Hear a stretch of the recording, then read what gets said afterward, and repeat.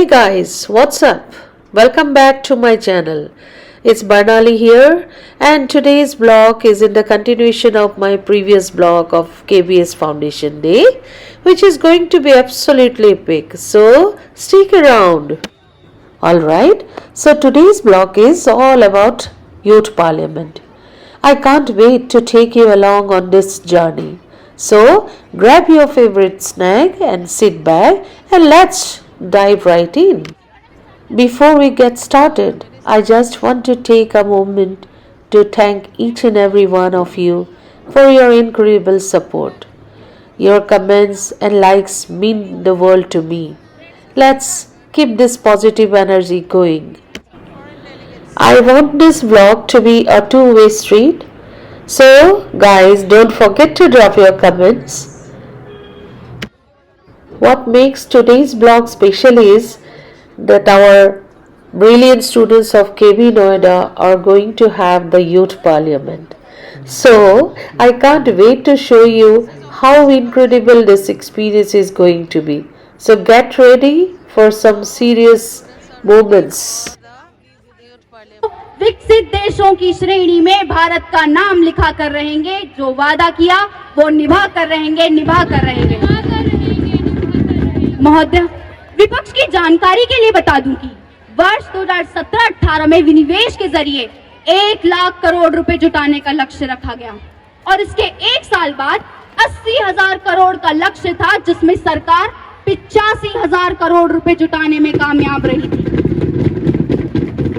महोदय, मेरा मानना है कि निजी क्षेत्रों को साथ लाए बिना अर्थव्यवस्था का कल्याण संभव नहीं है। पहले अर्थव्यवस्था में अकुशल प्रबंधन था और देश का विकास अधिक वित्तीय घाटा होने से अवरुद्ध हो गया था। में वाजपेयी के नेतृत्व में Bharat aluminium company, Hindustan zinc, Indian petrochemical corporation limited और विदेश सागर से भरना होगा। बिना रुके ही हर क्षण, हर कदम आगे बढ़ना होगा। हमें आगे बढ़ना होगा। यदि रोकना है नन्हे कदमों को इस पावन धरती पर छाप छोड़ने के लिए, यदि रोकना है नन्हे कदमों को इस पावन धरती पर छाप छोड़ने के लिए, तो सपनों में उनके रंग भरना होगा। हमें रंग भरना होगा। माननीय, यह विधेयक इसलिए भी आवश्यक है क्योंकि एक सर्वेक्षण के बाद यह देखा गया है कि पिछले 1-1.5 सालों में उच्च शिक्षा प्राप्त करने के लिए भारत से विदेश जाने वाले विद्यार्थी भी हैं। इन लोगों ने अपने जीवन भर की कमाई अपने बच्चों के विदेशों में शिक्षा प्राप्त करने के लिए दांव पर लगाई है। इस प्रवृत्ति को तुरंत ही रोकना अत्यंत आवश्यक है। इसलिए आधुनिक एवं पारंपरिक शिक्षा संस्थान अधिनियम 2023 विधेयक आप सभी के समक्ष लाना बेहद ही जरूरी था। उम्मीद है कि देश के हित में आप सब अपना समर्थन देंगे और इसे पारित करेंगे। ऐतिहासिक विधेयक है जो कि कई मायनों में देश के हित में होगा। सबसे पहले मैं इस विधेयक की धारा 10 पर सभी का ध्यान आकर्षित करना चाहूंगी। हमारे देश की कई सारी महिलाएं जो कि किसी पारिवारिक समस्या की वजह से या किसी विपत्ति की वजह से प्रौढ़ावस्था में कुछ करना चाहती हैं, तो उन्हें सही विकल्प नहीं। सिमर जी अपने विचार प्रस्तुत करें। आपको 3 मिनट का समय दिया जाता है। मान्यवर, मुझे एक जिज्ञासा है। पहले पूर्ण सर्वेक्षण करा ली जाए, तब इस विधेयक को लागू किया जाए। केवल कुछ लोगों को प्रसन्न करने के लिए यह विधेयक पारित नहीं किया जा सकता। मान्यवर, सरकार ने पहले भी बहुत सी योजनाओं को लागू किया, जैसे बेटी बचाओ बेटी पढ़ाओ, प्रधानमंत्री मातृ वंदन योजना, universalization of women helpline, gender budget, research and publication इत्यादि। लेकिन मान्यवर, यह सारी योजनाएं तो केवल वर्ग विशेष को ही लाभ पहुंचा पाई। The time is over now. Now the Minister of Health and Family Welfare will present her point. Honorable Speaker, sir, in my opinion, this is a very detailed bill where care has been taken to satisfy all the sections of the society.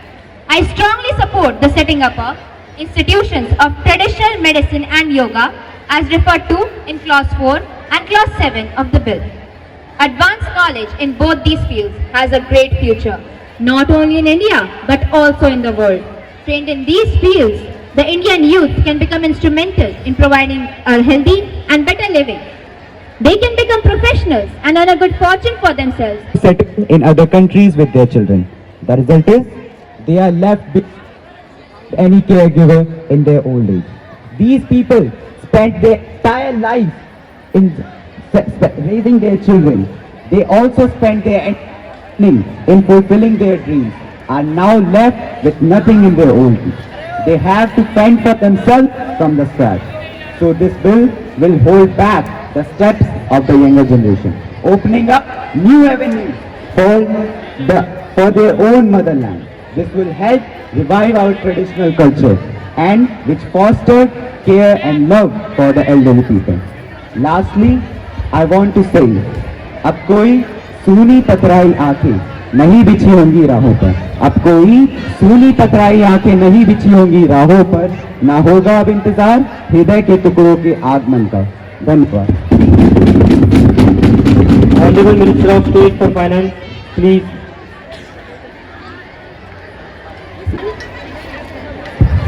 माननीय अध्यक्ष महोदय, इस पूरे विधेयक को लागू होने वाले आय और व्यय का हमने पूरा ब्यौरा तैयार कर लिया है। इसके कुछ पहलुओं को मैं अभी उजागर करना चाहता हूँ।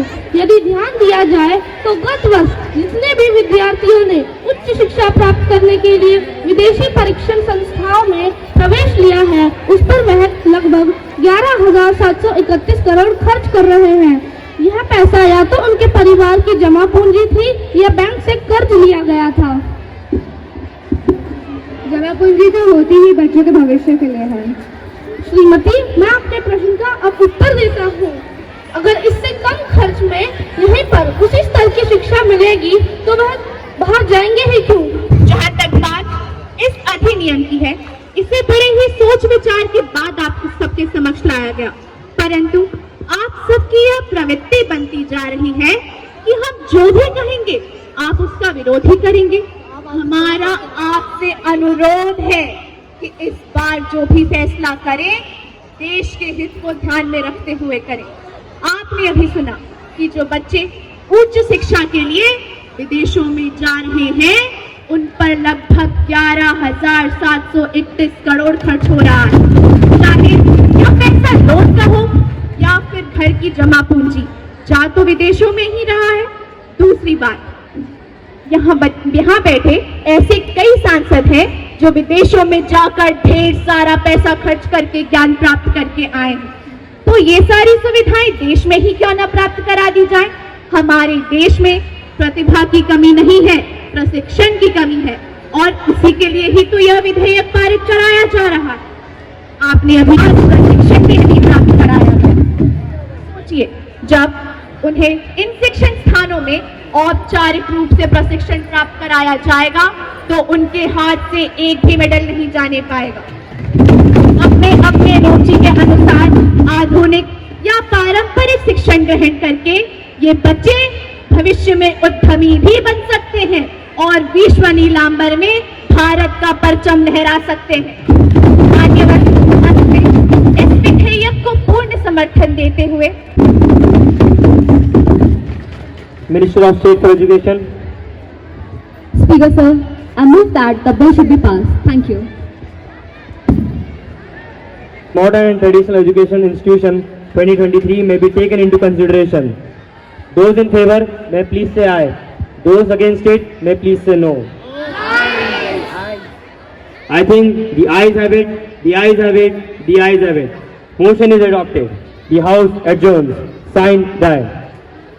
Guys, isn't it incredible? Yes, it was really fantastic. Don't forget to hit that subscribe button and ring the notification bell so you never miss out on the fun. हम विद्यालय परिसर में बैठे हैं और अपने छात्रों को देख रहे हैं। थ्रिल्ड अनुभव हो रहा था, बार बार लग रहा था कि अभी उधर से स्पीकर महोदय डांट ना दे हम दर्शकों को, या उधर से प्रधानमंत्री महोदया हमें यहाँ से जाने का हुक्म ना दे दें। ऐसा माहौल बनाने के लिए निश्चित ही आपने बहुत मेहनत की है और जिस तरह से आप उच्चारण कर रहे थे, जिस तरह से आपने दिया है उन सबको, वो काबिले तारीफ है।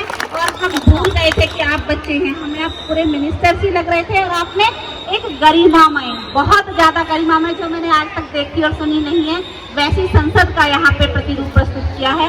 आप सब बहुत बधाई के पात्र हैं। खूब जोरदार तालियां लक्ष्मी मैम के लिए, उनकी टीम के लिए, बच्चों के लिए, सब के लिए खूब जोरदार तालियां, थोड़ी कम नहीं।